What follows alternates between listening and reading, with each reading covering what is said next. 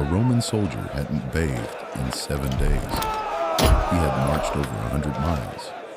He was wearing 60 pounds of iron and leather in the summer heat of North Africa. And when he finally walked into a town, the locals didn't run from the smell. They ran toward him. Why? When most people picture a Roman soldier, they picture the armor, the eagle standard, the disciplined formation, the cold, expressionless face beneath the helmet. What they don't picture is the smell. And that's exactly where this story gets interesting. Because the smell of a Roman soldier after a week in the field was not what you'd expect. It wasn't the smell of a medieval knight, unwashed, rotting in his gambeson, reeking of infection and horse dung. It wasn't the smell of a First World War soldier sitting in a trench for weeks, surrounded by mud and death. The Roman soldier smelled like something very specific, something deliberate, something that tells you more about Roman military culture than almost any artifact in a museum. And to understand it, you need to understand that the Roman military had a system for almost everything. Not just for fighting, not just for marching, but for the body itself, for the skin, for the hair, for the smell a soldier carried with him wherever he went. This is not a story about hygiene. This is a story about engineering, about how an empire maintained the most effective fighting force in human history, one body at a time. Let's start at the beginning of that week. Day 1. A Roman legionary soldier has just broken camp at first light. It's somewhere around 5 a.m. He's been awake since before dawn. He slept in a leather tent shared with 7 other men. 8 soldiers to a tent, 8 tents to a century, 10 centuries to a cohort, 10 cohorts to a legion. 6,000 men, breathing and sweating in the same square mile of ground. He hasn't bathed this morning. There's no time. The column moves at dawn. But here's what he has done. He has rubbed his skin with oil. This is where most people's understanding of Roman hygiene stops being accurate and starts becoming genuinely surprising. The Romans did not primarily clean themselves with soap. They used oil, specifically olive oil, or a mixture of olive oil and animal fats, scented with herbs, pine resin, or aromatic plants. They applied it to their skin, worked it in, and then scraped it off, using a curved metal tool called a strigil. The scraping action pulled the oil off the surface, and with it, sweat, dead skin, and dirt. It sounds primitive. It was actually remarkably effective. Modern dermatologists have studied oil cleansing methods and found that certain oils dissolve sebum, the natural oil your skin produces, far more efficiently than plain water. The scraping action of the strigil created a mechanical cleaning effect that removed surface debris without stripping the skin's protective barrier the way harsh soap can. A Roman soldier using this method in under 5 minutes left his skin cleaner, better moisturized, and more resistant to cracking and infection than a medieval soldier who simply didn't wash at all. And then he put on his tunic, laced up his sandals, lifted his pack, and started marching. By day 3, the march itself is reshaping his smell entirely. Understand the physical reality of what this man is doing. He is marching 15 to 20 miles per day, in sandals, not boots, which means his feet are exposed to the air, drying faster, sweating less than feet sealed inside leather. He is carrying the sarcina, his full marching pack, rations, a cooking pot, entrenching tools, a bedroll, a stake for the camp palisade, personal items, between 60 and 90 pounds total. His body is burning enormous amounts of energy. His diet is predominantly grain. Specifically, he eats 1 to 1.5 pounds of grain per day, usually as hard biscuits called buccellatum, or as pulls, a kind of thick porridge. He gets olive oil, salt, dried legumes, occasionally salted fish, cured meat, hard cheese, or foraged vegetables, depending on supply lines and location. This diet affects the body's chemistry profoundly. A high-grain, low-sugar diet with moderate protein produces a distinctly different body odor profile than a high-meat or high-fat diet. Researchers studying the relationship between diet and body odor have found that red meat consumption significantly increases the intensity and perceived unpleasantness of body odor in human subjects. Roman soldiers eating mostly grain and olive oil would have had a naturally less pungent baseline odor than, say, Germanic warriors whose diet was heavier in meat and fermented dairy. The olive oil rubbed into his skin every morning or two was also not neutral. It carried a faint, slightly earthy botanical smell. Not perfume, but not nothing either. And then there were the herbs. The Roman military used plants in ways that would look almost alchemical to a modern observer. Soldiers rubbed vinegar-soaked cloths on their skin during marches. Not for the smell specifically, but because vinegar was understood to reduce skin irritation and prevent what we would today call heat rash and chafing. A man marching 20 miles with 60 pounds on his back, with leather straps crossing his shoulders and hips, develops raw patches of skin very quickly. Raw skin gets infected. Infected skin takes a man out of action. Vinegar was cheap, portable, and effective. The smell of diluted vinegar on warm skin is distinctive, sharp, clean in a specific way.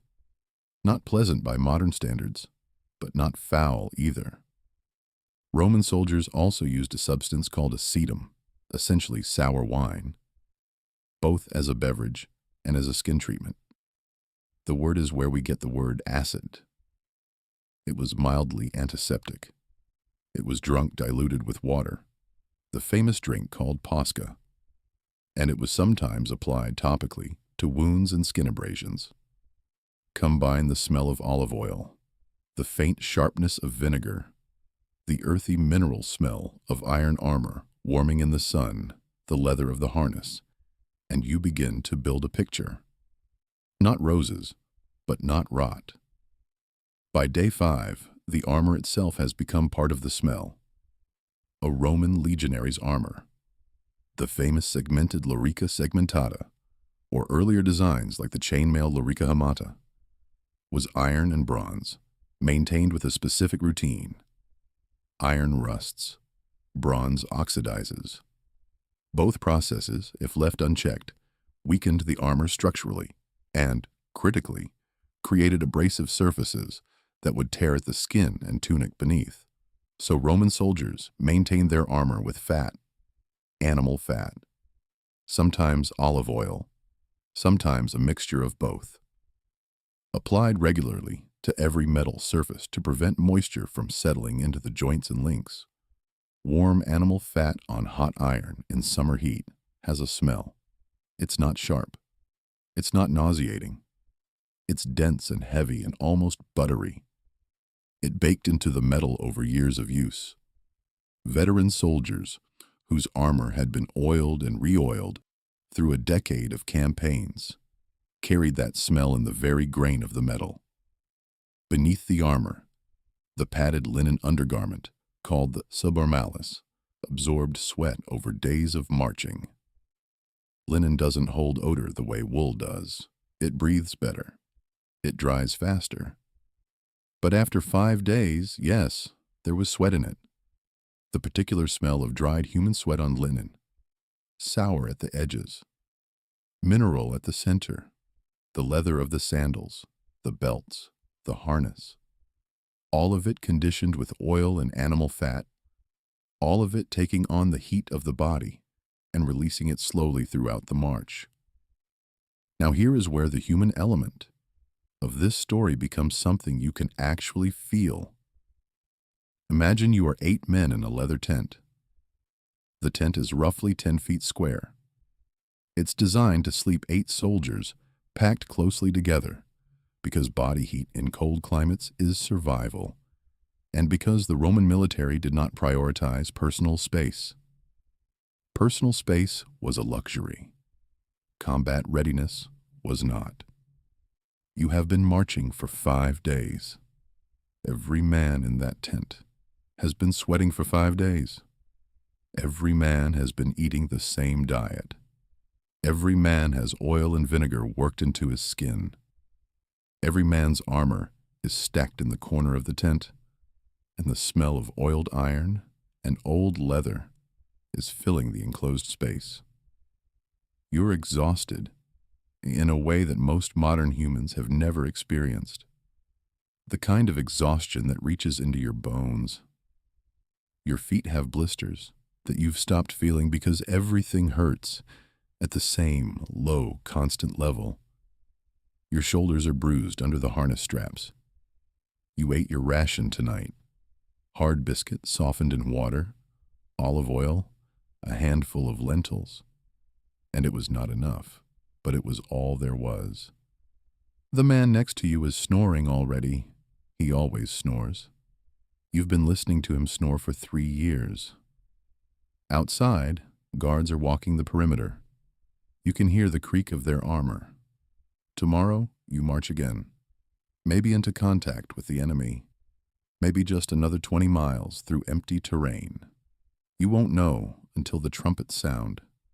And the smell around you, oil, leather, iron, dried sweat, linen, the faint smoke from the dying cook fires outside. That smell is home, the only home you have. You've slept in this smell for years. It means safety. It means your unit is intact. It means you made it through another day. That is what the smell meant to the people inside it. But now let's talk about what happened when the smell went wrong. Because in the Roman military, your body wasn't just yours, it was the army's, and the army had opinions about it. Skin infections in the ancient world were extraordinarily dangerous. Without antibiotics, a small wound infected by dirty equipment or poor hygiene could kill a healthy man in days. The Roman military understood this empirically. They had watched it happen. Their medical corps, the Medici, kept records. They understood which conditions led to which outcomes, even without the underlying biology. Soldiers were required to maintain their equipment, required to maintain their bodies. Centurions, those hard, experienced, brutal men who ran the daily reality of the legion, inspected their men. Equipment inspections are well documented. Body inspections less so, but the Roman military medical system was sophisticated enough that the valetudinarium, the military hospital, was a standard feature of every permanent fortress. A soldier who showed signs of skin disease, infected wounds, or dangerous hygiene failure was removed from duty. Not as a kindness, as a practical calculation. A sick soldier cost the unit more than a resting soldier cost in lost manpower. And if a soldier's negligence was the cause, if he had failed to maintain his equipment properly, allowed his armor to rust through skin, caused infections through laziness, punishment followed. The centurion's vine cane was not ceremonial, it was used. Flogging was a standard punishment in the Roman military, reduction in pay, reduction in rations, forced labor details. Your body was your equipment, and you were responsible for your equipment. Now compare this, not to today, but to the armies Rome was actually fighting.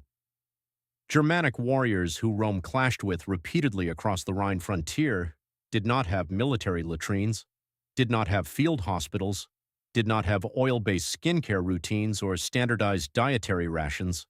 They were formidable fighters, faster, larger in many cases, terrifyingly aggressive in their initial charge. But they had no system for keeping men healthy over long campaigns. Germanic warfare was designed for raids, fast strikes, hit and withdraw, not sustained campaigning.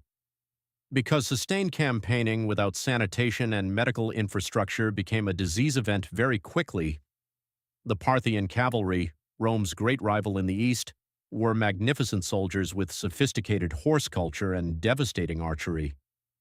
But their logistical approach to soldier health was nothing like Rome's.